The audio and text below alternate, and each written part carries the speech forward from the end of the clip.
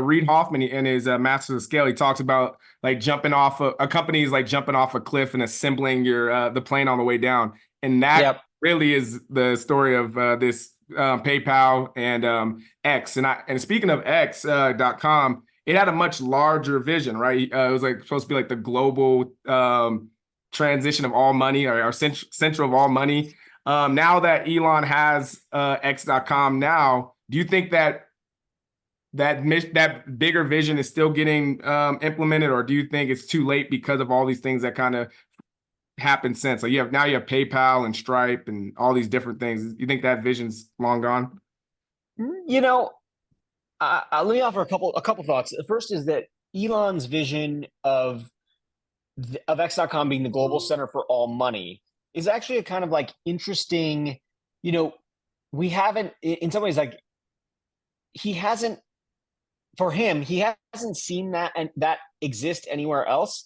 And he still sees all the problems in financial services that led him to do X.com in the first place. So here's a good example. You know, people still pay a fair amount of money to transmit, like they pay fees to transmit money. So if I Yeah. were wire transferring something to you and I was using, let's say, a traditional retail bank like Chase, I think Chase charges like $15 for me to wire transfer you money, right? Not all banks do this, but let's say Chase does. And for him, it's like, well, I'm not actually like taking a physical sack of money and shipping it to Kyle. So what is the fee for it? And his view was like, all you're doing is moving zeros in a database. So why does this cost anything? We still have a lot of fees in the financial services sector. We still have a lot of inefficiency in the financial services sector. Doing things like cross-border payments is still very expensive, in spite of the fact that the world is digitized.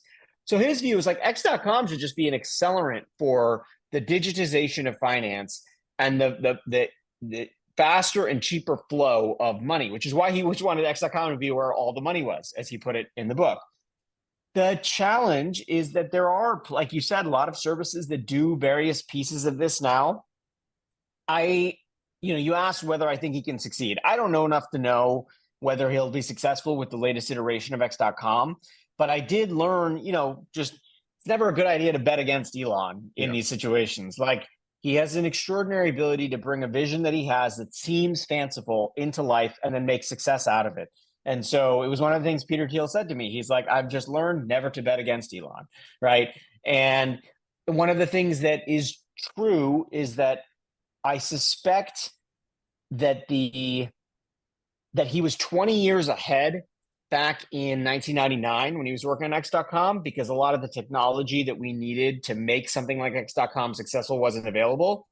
But it's a question of whether in the 20 years that have passed since, have we gotten far enough along that it's not a big enough vision now?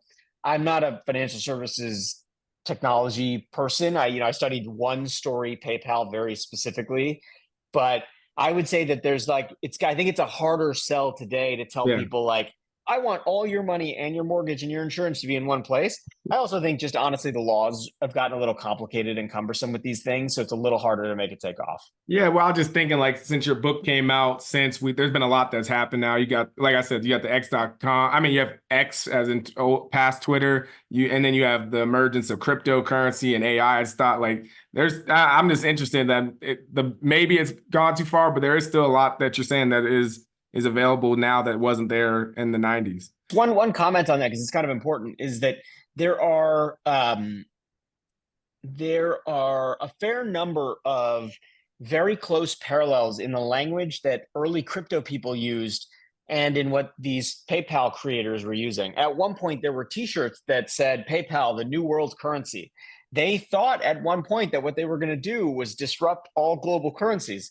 Does that sound familiar? I mean, that's kind of what folks in the cryptocurrency space want to do as well. And so, these ambitions have a way of like being cyclical. They come back. Like a new generation of entrepreneurs wants to create a new currency. But there are actually a fair number of the folks who are early PayPal that thought what PayPal was supposed to do was to be a universal currency that could go around the world in the same way that, Bitcoin or Ethereum or some of these others have.